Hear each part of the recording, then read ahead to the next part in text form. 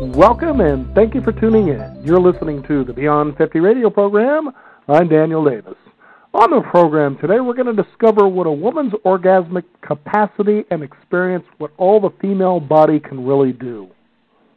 I know the listeners are probably sitting out there going, what is a man talking about this before? But we're kind of interested in this as well. So for those of you out there who are in a relationship, it will help enhance the communication and intimacy you have with your life partner. The things we're going to be talking about today and the guidance that we'll be offering to you will help you achieve the vibrant health, joy, and confidence that comes with having a satisfying and fulfilling sex life, with or without a partner. Well, you know, when I say something like that, I think, well, there's something I don't believe I've ever heard before, whether it's Dr. Ruth or all the other sex experts over the years who tout what they have as the inside dope about how to make a woman just excited, ecstatic, and climbing the walls. I have to tell you, the guest that's on our program today, when I had her last time, she was talking about things that, quite frankly, in my years of broadcasting, I'd never heard of before. So we're going to talk about how the mystery is over and understand female sexuality as we talk with Dr. Sandra Bavacqua. Sandra, how are you today? I'm doing fine. Thanks for having me, Daniel. Now, I know we gave everybody a nice, juicy, tantalizing line, and I can see them lining up. They're waking up here. Tell us what this is all about.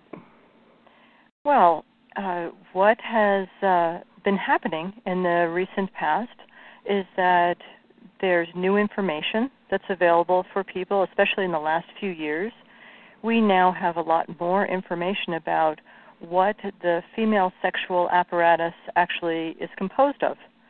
And that's a big deal, number one. Number two, there's more interest in couples for the couples to understand each other's needs at a greater depth than there has been in the past. You know, many people are saying to me, you know, it's so taboo to talk about sex. Well, it really isn't anymore. It's really okay, all right? Yeah, we've seen the Catholic Church remove the taboo in their very unique way, haven't we? Mm-hmm. Yes, we anyway. have. Because I think that's what makes this all interesting when you say that you see the light coming, because people are looking at the organized religion over the centuries, which has really pretty much extinguished a lot of that, or at least buried it and say, oh, we don't talk about that. And people are saying, you know what, enough. Let's try to evolve from this point here, and I can see how this can begin to happen. Yes, and I'll mention here that we've noticed some really big changes in our understanding of female anatomy. In fact, I have, still, it's just happening. The anatomists are rediscovering parts of women's bodies that were known about over 100 years ago. And about 100 years ago, those parts were removed from the anatomy texts. So there's female erectile tissue that was known about, and then it was taken out because there was the understanding that it had to do with orgasm, and so therefore it wasn't good. And the fundamental thought was we don't want to encourage that sort of thing, and that information was removed. And I have a brand new, it was published last year, an anatomy text that is still missing essential parts of the female erectile system.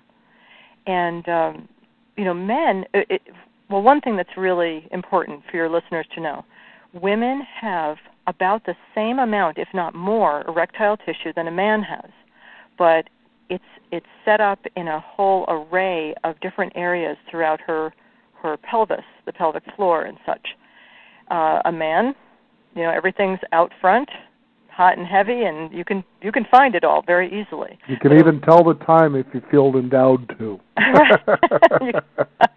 Right. But and believe me, when you're out there at those hippie compounds, I believe they're actually trying. So. So it's funny you should say that. In our culture, especially way in the past, it was unacceptable to talk about sex.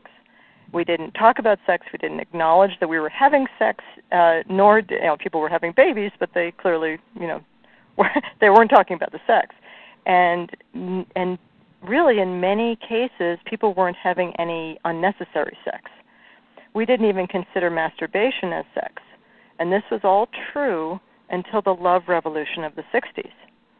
And then in some circles, it became okay to have sex, and in some cases, lots of sex. But that wasn't everyone. And it was still not okay for anyone to talk about sex, just to have sex.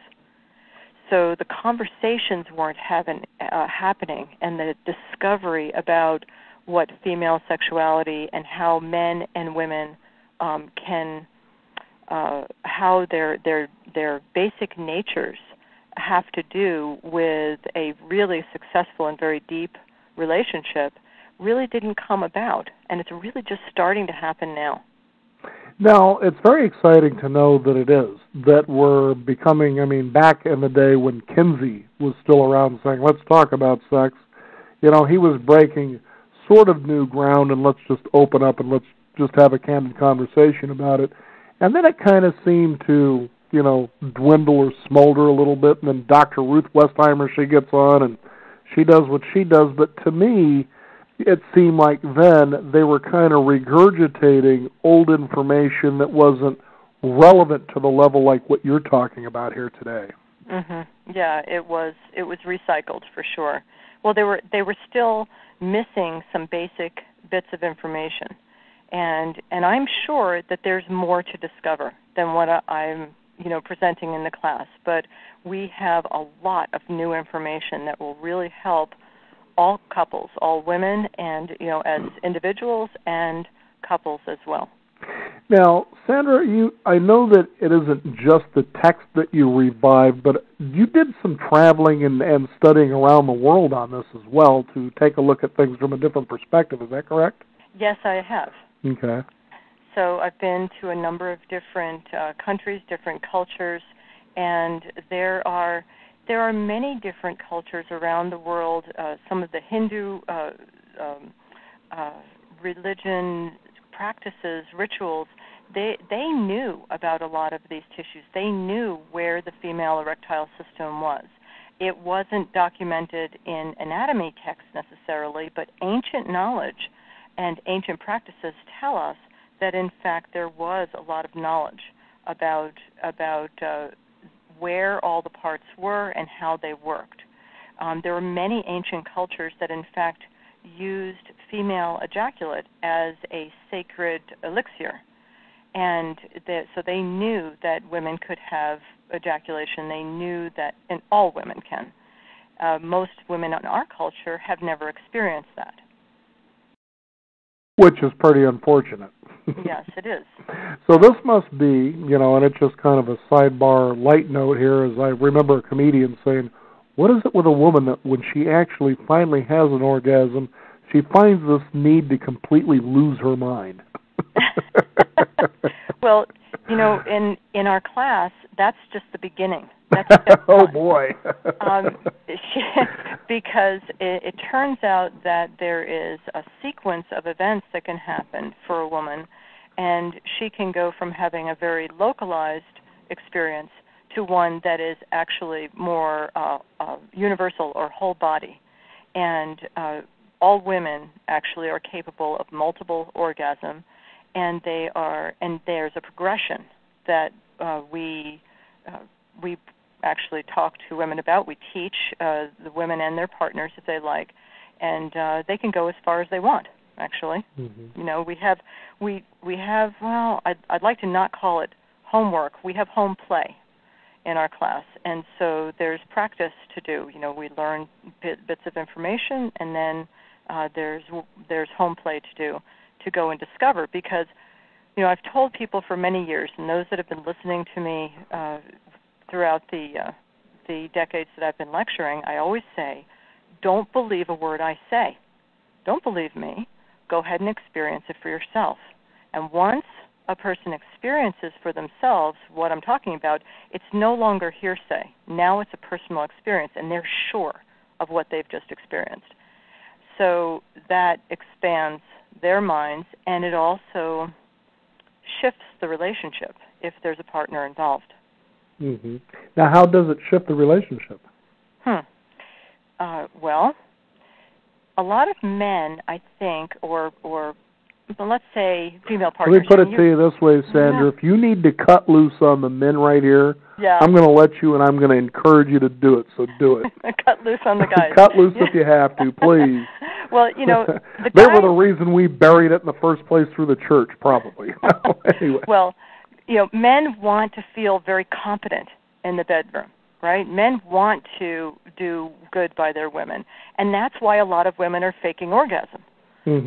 Because they want their guys to think that they've really done a good job, but in fact, they probably aren't. And unfortunately, a lot of men are getting their information from the Internet. And the Internet is wrought with lies and cheating and ways of doing things that don't work for women. And it's, women are supposed to have orgasm almost instantaneously with vaginal sex. Most women can't do that. They don't do that. And there's really good reasons for that. We talk about foreplay. Well, there's really a lot of specifics of what needs to happen during foreplay to be able to get her to that place. And the guys don't have the information. And every woman when she's getting married or in relationship, whatever, whether it be with a, male or female, whatever, her partner, she's hoping that partner knows what she needs. But the problem is, he doesn't know, and he doesn't know because she doesn't know, and no woman has ever told him, or maybe they've gotten little snippets along the way, but they haven't gotten the whole picture, and she doesn't know because mom didn't know. Nobody knows, and nobody's passing on the information. And that's why this is so important to get out. I mean, people need to know where their parts are, how they work, and how to communicate about them. I was just having this image of that movie Pleasantville. Does that movie ring a bell for you? Oh, no, I don't think I've seen that one. Okay.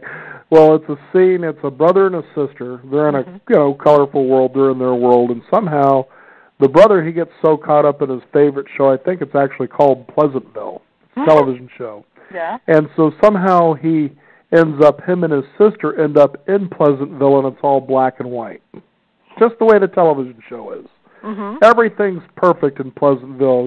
For instance, the firemen are off. They rush to no fire, but to get a cat out of a tree. That's what you would see on television. Or the other thing would be the basketball team. Every boy on the team during warm-ups is shooting, and nobody's missing. Everybody's perfect. But anyway, what happens is they bring their world to this black and white perfect world and start saying, well, let's think a little bit. And I think Reese Witherspoon was the sister. And what she does is during the movie, this is later on in the film, you start seeing as they start twisting the town just a little bit, that a little bit of color starts coming to the town. Now, here's what's fascinating. Reese Witherspoon, the sister, talking with her mother, whatever the case is, actually talks to her about, well, if Dad isn't satisfying you, you really don't need him to be satisfied. I think this is a 90s teenager going back to something like the 50s. So she talks to her mother, one-on-one in the bedroom about masturbating. So there's a scene where she's kind of doing her thing in the tub, and she's really getting into it. The next thing you know, the bush outside their house catches on fire. That's what you're talking about here, aren't you? Well, as I said, there's a sequence of events. And most women, for instance, have found their clitoris. It's the only thing that's really showing outside. Okay, they've found that part, but now we have these amazing radiographs, and we can actually see what the clitoris is composed of. It's a huge structure. It's monstrous, and it's got many different parts and legs to it, and it goes deep. It reaches back towards the spine. And there's other legs of it that wrap around the vagina, and there's different parts of it. And people don't know about this. They only think that there's the one thing on the outside, which that's what most women know about. And, the truth is that 10% of women have never had an orgasm. We don't know how many, but a good portion of the rest don't even know how many different orgasms they're capable of. Women can have 7 distinct orgasms, distinct tissues that are being used in different combination and different tissues. And then those can be used in combination to many different multiple types of orgasm. Very few women have ever had the opportunity to explore this because they don't know where those tissues are. They have no idea how to use them. The guys don't know. The women don't know, right? Mm-hmm. And it would be nice to. I mean, this should be in the manual prior to marriage, right? Prior to relationship. Find out the information that you need, basic information. What are the parts and how do you use them? Mm-hmm. Every guy ought to know that. And the men really need to know about this because they want to feel like they're, the Casanova in the bedroom, right? Of course we do. We want you being driven up the walls. Right. And when a man does that with his partner, she will follow him to the ends of the earth. You want to see fidelity? All you have to do is have a guy that really knows his way around a woman's body. She is going to be absolutely devoted to him. And, whatever. It doesn't matter what else is going on in his life or what his shortcomings are. If he can take good care of her, she is going to totally shift her ideas about him. Mm-hmm. All right? And there's where great, deep, it's a piece of a very, very deep relationship is really getting to know how to please your partner. And most women are very, very dissatisfied in the bedroom, and a lot of women have decided they don't really want any more of that, and it's highly unfortunate. Mm-hmm. Now, I'm curious. Now, when we talk about this, there's also a lot of misinformation, even myths about aging and sexuality, as though once we get to a certain age, it's not that important or it doesn't feel the same. It's all about procreation anyway. But I'm hearing you clearly saying that's a lot of nonsense. Absolutely. First of all, the erectile tissues respond to care and stimulation, just like everything else. I mean, everybody knows if you use a muscle, the muscle gets stronger. If you don't use the muscle, it gets weak to a point. But erectile tissues only drop down to a certain point, but stay functional until we stop breathing and the heart stops. They will go, and we have women in their 80s and 90s that are having mind-blowing orgasms because they have woken up those tissues for the first time in their lives. I have actually, we've spoken about, and you mentioned the pelvic health transformation program that we're doing. Right. Yeah, we were talking about the pelvic bowl of steel. That's right. I sure love the name of that. How would people get to listen to that if they wanted more information about that? They'd be able to trace us down at beyond50radio.com. Absolutely. Okay. So in that course, what we found was that when women's, sometimes women really do have, pain issues, or they have, organ prolapse, or maybe incontinence that's keeping them from wanting to have a sexual relationship. And when those issues get addressed and they no longer have that issue, what happens oftentimes as you repair and balance that pelvic bowl of steel that we were talking about, they become sexually aware. Their libido comes back.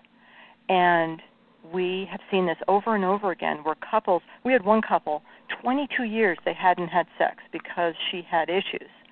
And once those issues were addressed, they're now having ecstatic sex in their 70s. They're deep in their 70s, and they're having they say, the best sex of their lives ever. Mm-hmm. Okay, and that is, what can I say? Lives are changed when this happens, and I've found that over and over again, women that are past menopause end up having tremendous results as they, if they have any pelvic floor issues, go ahead and take care of it, and then learn about your sexual apparatus. They have much, much deeper, much more profound experiences with their sexual abilities. I mean, their orgasms are mind-blowing, and they go into ecstatic sex. And oftentimes, their partners are so happy. They're so happy, and especially if they get involved and learn what they need to help the woman get there, then they're a part of that discovery. And there's something else that I need to tell your listeners, and that is when a woman is able to get to those levels of orgasm, it actually feeds back into the man. And I've seen a lot of like erectile dysfunction issues clear up just by him being with her. And I don't know whether it's pheromones or vibes or whatever it is that's happening. He wakes up, and the function comes back.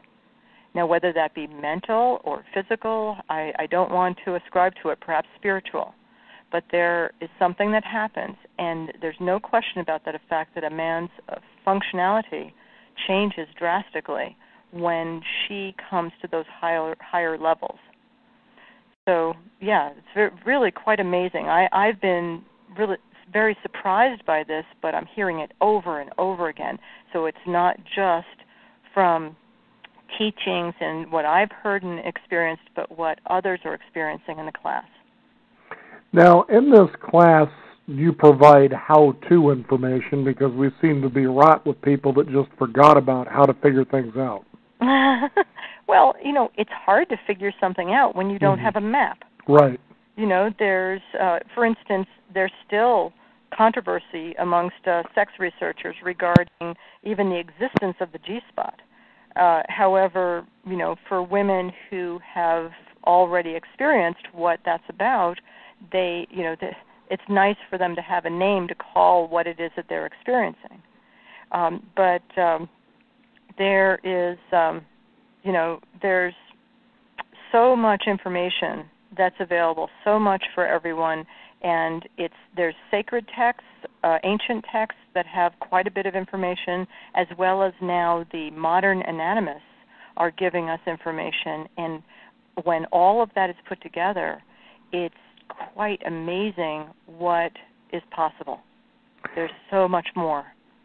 I was just thinking, Sandra, too, about this whole scenario when you get the woman supercharged.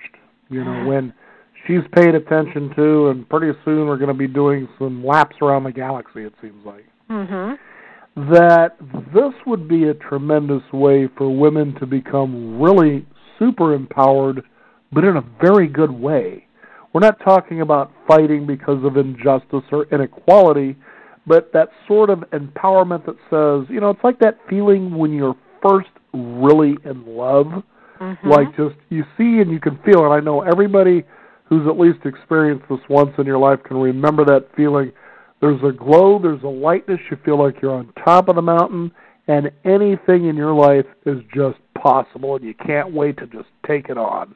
And that's quite different from sort of like, looking back, and this is one sort of a semi-shallow way to look at it, and the women's rights movements where we're just fighting against inequality. There's a difference there, isn't there? Yeah, there is a difference. And you've hit on a really pet topic of mine, and that is, it's really easy to, when we first get in a relationship, we have separation. Usually, you're not living together. You look forward to seeing that person. There's anticipation, and there's a lot of excitement. And then when people move in together, there's more of a complacency that can set in. And sometimes people get distracted by having a parcel of kids and living life and jobs and such, yada yada. And then the kids grow up. They go out the door. And they're looking at each other going, yeah, we used to have that magic. Where is it now? Well, this is something that can be rekindled. And I'm going to throw this out there, and I'm not sure I have the right words for it, but that place of true falling in love.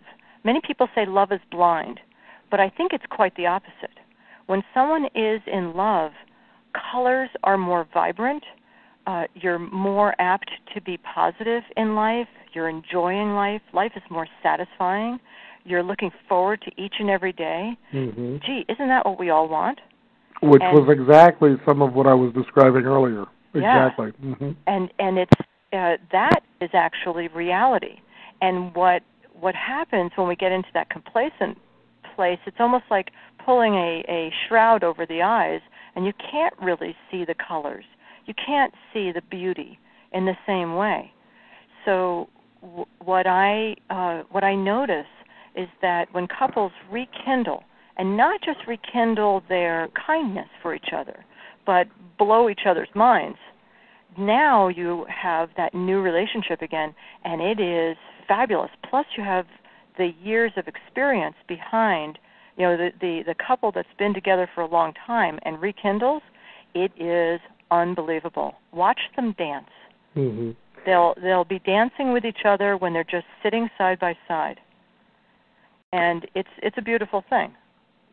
Sandra, I'm curious, when you think about the context of what we're talking about here today, and that most people by the time they're in midlife have probably married at least once, and then there's those cases where it's 2, 3, and maybe even 4 marriages, that in that first marriage, we're just assuming that this couple came together, they were attracted to each other, they fell in love, they got, just like you said, they got together, it was exciting, and then after a while the complacency set in. That this would be one of the reasons for divorce, because a man feels, and a woman can feel the same way as well, I've lost that excitement, the colors like you're talking about, the vividness of the sounds, all of it. So I need to find that explosive ignition again out there. And right there, you're just sitting on call it an exciting sex bomb to begin with, where it can happen right here. Is that kind of what happens a lot of times? I think so. And, one couple or the other, scientists tell us, the sociologists say that we humans are actually not monogamous. However, there are couples that are still madly in love with each other after 50, 60 years of marriage, and they can't get enough of each other. So that can happen. So what is the difference? Well, I don't know their particular magic and what their secrets are. However, I can tell you that, it really sets us up. It sets us up for divorce if there's complacency. And how about really attending to that marriage? I think that a lot of people tend to not put the time and energy into the marriage. The marriage is already handled. Okay, I'm married. Now I do the career. Now we do the kids. Now we build the house. But we're not going to do the marriage. That doesn't seem very exciting, though, does it? No, and the marriage kind of is dull and not being taken care of. So taking care of each other, well, then what do we do? Well, let's go to a movie. That doesn't do much for you. Right. There's only so many great dinners and performances you can go to, and you still go back home, and it's the same thing as it was when you left. Well, and the performances, the movies, the shows, do not connect those two people. You're both being entertained by the same thing, but you're not sharing each other's energy. You're not tapping in on each other's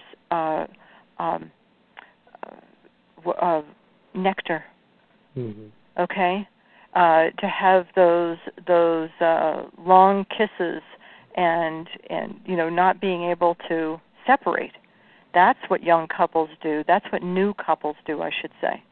New couples can't get enough of each other, and they are wanting to be together.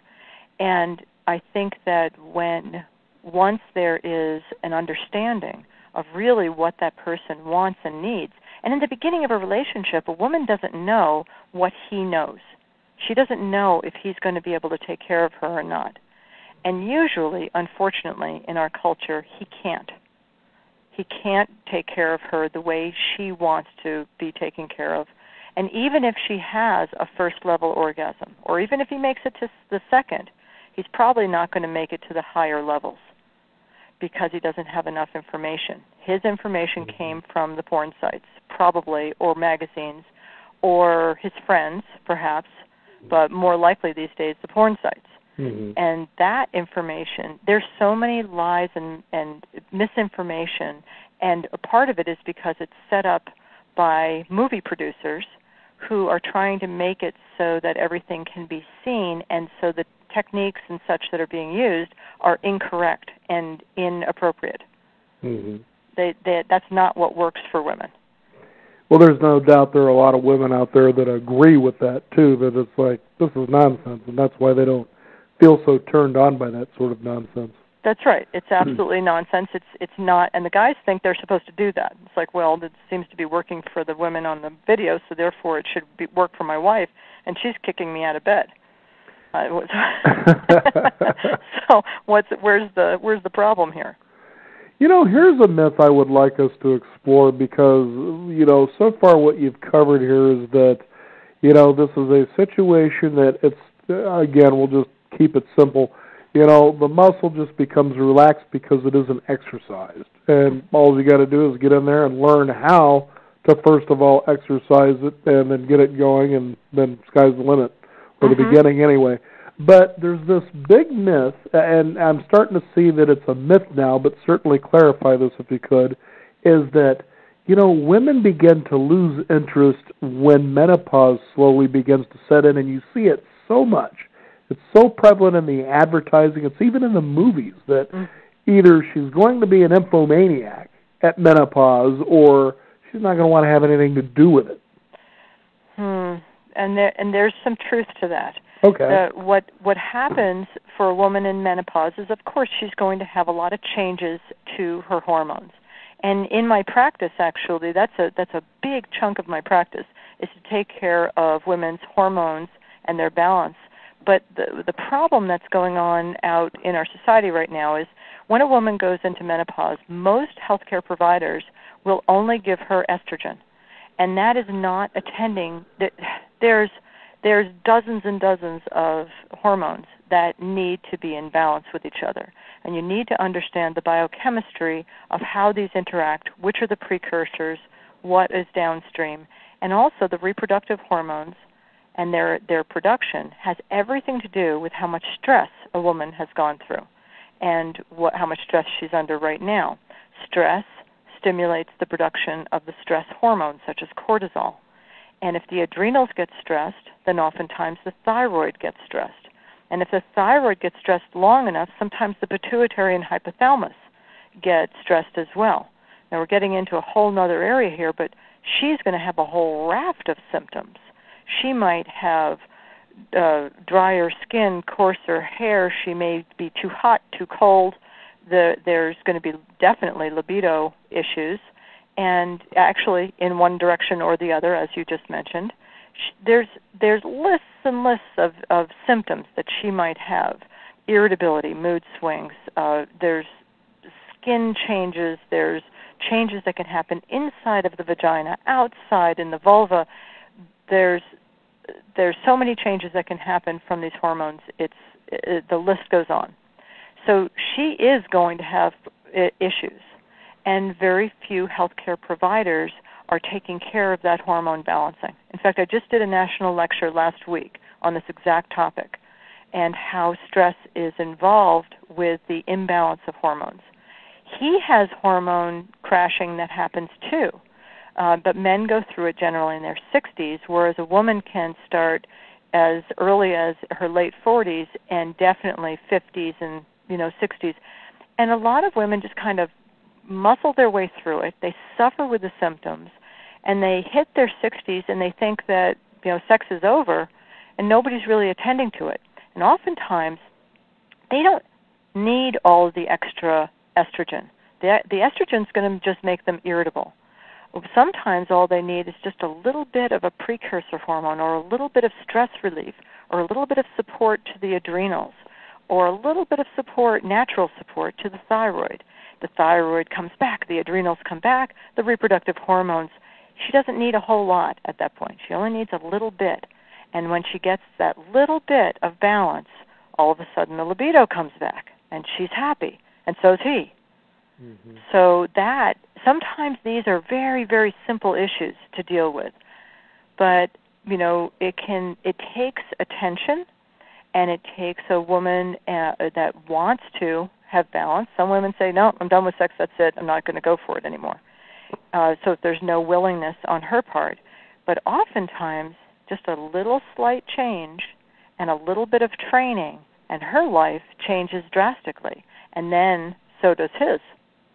So now we have partners that are coming back together again and having a blast. And why not? Mm-hmm. You know, and this could be before retirement. It could be after retirement. And that's okay. Mm-hmm. Yeah, keep you busy. Well, you know, one of the biggest problems that are in some of the nursing homes right now, and there's been articles that have been just recently, a rash of articles in our area about this, is that the people that are being cared for are trying to have sex with each other, and the caretakers are trying to keep them separated. Oh, my goodness. So, do you realize how many medications you'll get these people off of if you just let them do it? Yeah, well, I don't think that's. I think they're trying to give them more. But yeah, you know, there's a lot to this, and I think that our mature population needs to be allowed to explore and allowed to make the most of their life and have a good time. Mm-hmm. And also, there's something about when you get that menopausal woman, she's through with menopause, and once she is in good shape and she's able to have sex again, wow, it's amazing sex that she has. Mm-hmm. So that you know, she can have, women that have never ever had an orgasm before can go all the way through all the levels. Mm-hmm. And it's, you know, it's just a matter of some exploration. So, and also there's a whole point about female ejaculation. A lot of women don't even know that they can do that, and every woman has the capacity to. And that is a big issue that's going on right now, too. There's still some healthcare providers that don't even understand anything about that particular issue. So they're not, I mean, everybody needs to know women have a prostate. The prostate has the same function in a woman as in a man, except she's not going to have sperm, of course. That's from the testes. Mm-hmm. So the prostate just is making an ejaculate, a prostatic fluid. Her prostatic fluid, the best we know, and it's really only recently that it's been looked at, is very, very similar, if not exactly the same as a man's. Of course, there's going to be slight differences from one individual to another. And many women, I mean, on questionnaires, if you ask, most women have never experienced an ejaculation. So she hasn't even gotten to level 2. Mm-hmm. All right? Now, I find this fascinating mainly because now we're in such a new age. You know, of course, what I'm referring to is gay marriage. And so we've more or less kind of looked at this from a women's perspective and a heterosexual couple's perspective. Have you worked with homosexual relationships? Absolutely. And tell us what that was like, because here's the thing. You hear a lot, especially maybe sometimes from that side of the fence, if you will, for lack of a better analogy, is, well, women are getting together with women more often because we know how to please each other. But have you found that to be true? No. See, I was suspecting, and that's why I wanted to go in this direction. It's not true. Okay, lay it on us. So, see, man, we're getting sort of a redemption card here, just a little bit, but not much. No, the women don't know because they don't have the information. Right, okay. And, you know, their moms didn't have the information. This is the kind of thing that moms need to give to their daughters. The daughters need to be, and most moms, I know, my mom would never have said anything about any of this, but, you know, it depends on their upbringing and their, you know, religious affiliation and such, and beliefs. However, no, the homosexual couples, the women do not know what's going on. They don't know about the different levels, and they're interested, but very shy. If they're, I'd say there's more of a shyness. The men in the heterosexual relationships, the men are really curious. They want the information. They want to know exactly, okay, now how do we get to level 2 and what do I need to do? In fact, I'm in the process of making a set of very tasteful videos that will be how-to videos. Well, think about this, though, Sandra. There's a reason, you know, that men think that way. I mean, think about it. Did you get to first base? Did you get the second? Are we going home? You know, and you're literally saying, geez, home base, that's only 4 bases. Yeah, right. We're talking about 7 of them here, guys. That's a whole new sport. It's a whole new sport. That's right. And once the guys, it's funny because the guys can be very technical. You know, they want to know, okay, where is it and how do I do it? And if I put my finger this way rather than this, and they want to get it right. And it's interesting because I like working with somebody that's very technical that wants to know exactly how to do it, and then what they need to do. Imagine an engineer. Yeah, an engineer. But what they need to do, and here's where the difficulty comes in, is they need to listen to their partner, and she will have to guide, and he needs to allow for, you know, if a woman is guiding her partner, he may get intimidated by her having to guide it because he wants to already know. Right. All right. So he needs to, or if it's 2 women, the helper person wants to. They want to have everything right. They don't want to have to constantly get it wrong, because getting it wrong in the bedroom doesn't feel good. No. All right. But if you can give it a little bit of training time, that's good. And the other thing is that we do encourage women to have individual home play, so that she learns how to work all of her parts.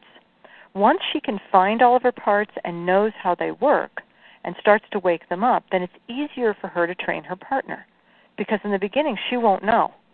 That's why we have to, that's why we have a class. And can you imagine, I had all these women in the Pelvic Health Transformation Program that were saying, I am interested now, what do I do? That's, I had to put a class together. I had to do something to help them out. And that got me on the studies of learning all the different parts and what they needed, and traveling and learning more. And now we have a lot of information that's come together, and we have the way to train everyone to do this. What to do, how to do it, which finger, and how to prepare for it. But the guys, the more technical people are really picking up on it. They get it, and they're, if we can just get everybody to listen to each other and be guided by their partner, it's amazing. Well, again, Sandra, you've certainly, captured my attention, because we've talked about sexuality on the program from so many different facets, but when I had you on the show last time, and we were talking about the pelvic bowl of steel, that was something I'd never heard of before. But as you laid it out, it just made a lot of sense. It was very reasonable. And then furthermore, as you're expressing these things and you're thinking, I had honestly never heard of women having erectile tissue. And then you also were saying that to a level that even more so than men. Yeah. And I thought, wow, how come I've never heard, why would you have ever heard of something like that, even though I have a program and we talk about these things from time to time. And, it's just very exciting to have someone like you out there who's not only emerging with something exciting, but something that's very transformative. Mm-hmm. And what we're doing in the class, too, is we're answering a lot of questions. People come in, they say, okay, if there's a G spot, where is it? How do I find it? What about the A spot? Is there really an A spot? Yes, there is. And we'll show you how to find it and what to do, and where are all the parts of the clitoris, and how do I find them, and what do I do? The learning about the female prostate, and learning about ejaculation, learning about all these things. It's so it's expansive, and it is really nice to have in a relationship. It's really nice to have that kind of gift that you can give your partner. Mm-hmm.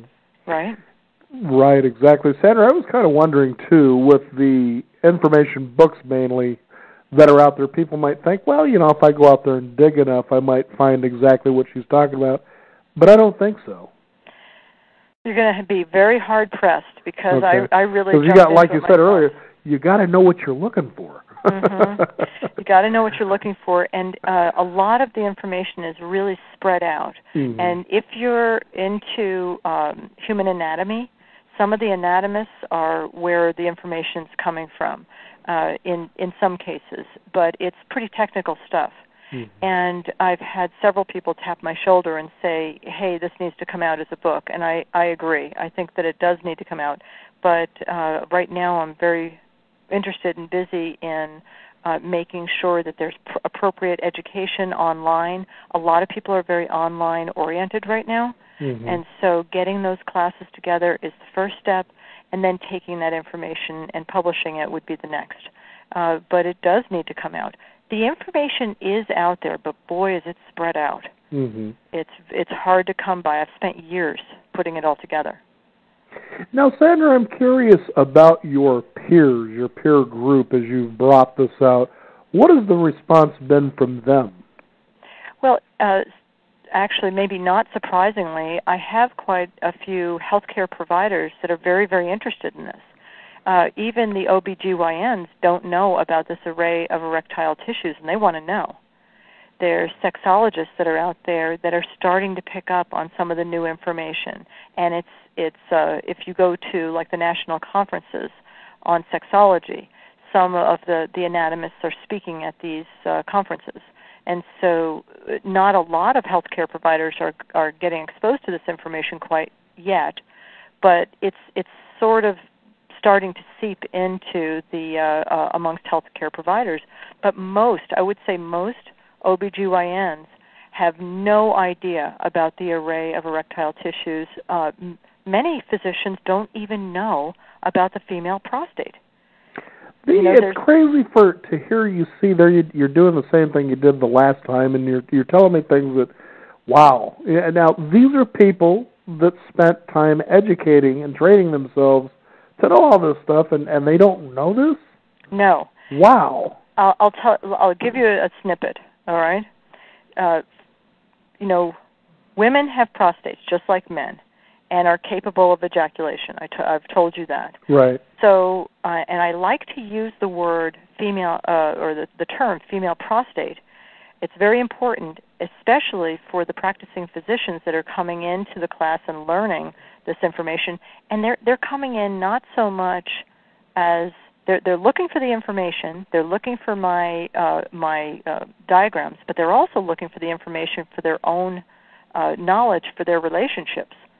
In fact, most of the physicians coming in and looking at our class are female physicians, and they're interested for themselves. They want to learn this because they didn't learn it in school. But the female prostate, it's very important to know about this. It's susceptible to all the illnesses known in the male prostate, although apparently they're much less frequent. But to this day, the illnesses of the female prostate are being mistakenly diagnosed and treated as diseases of either the bladder or the urethra. And if it stays, if the illness stays long enough and is not appropriately treated, eventually it becomes a pelvic pain syndrome or a vaginal pain syndrome.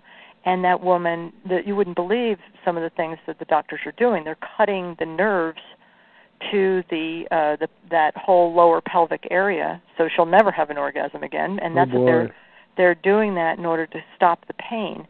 They don't even know that this organ exists. So it's really, think about it. We just recently have discovered a new organ, but in the ancient Hindu texts, it was very well described. So we're rediscovering tissue.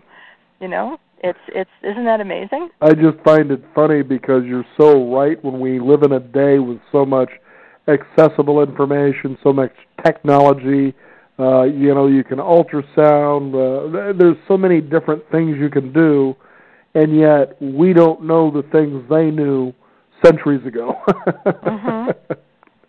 It never ceases to amaze me. One thing I'm hearing from ladies that have gone through our education is that, even though modern science is still, we really don't know a whole lot about female ejaculate or what female ejaculation is all about.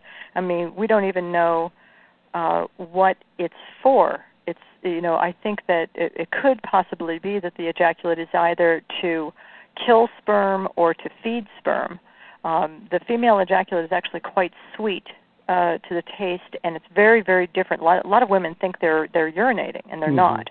It's not anything like urine, and it It's got sweetness in it. It's got carbohydrates, so it could be there to actually feed sperm, but it's hard to say. We don't really know anything much about it. Mm-hmm.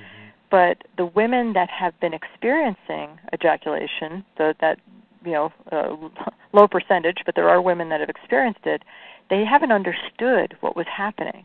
And now there's words for it, and there's an explanation for it, and it's a real feel-good thing for them that they can actually speak about it. I mean, there have been women that have had that experience early in a relationship and become mortified and decided that they want to spend the rest of their life as a nun because they couldn't control the liquid coming out of them, right? So there's been misinformation and no information.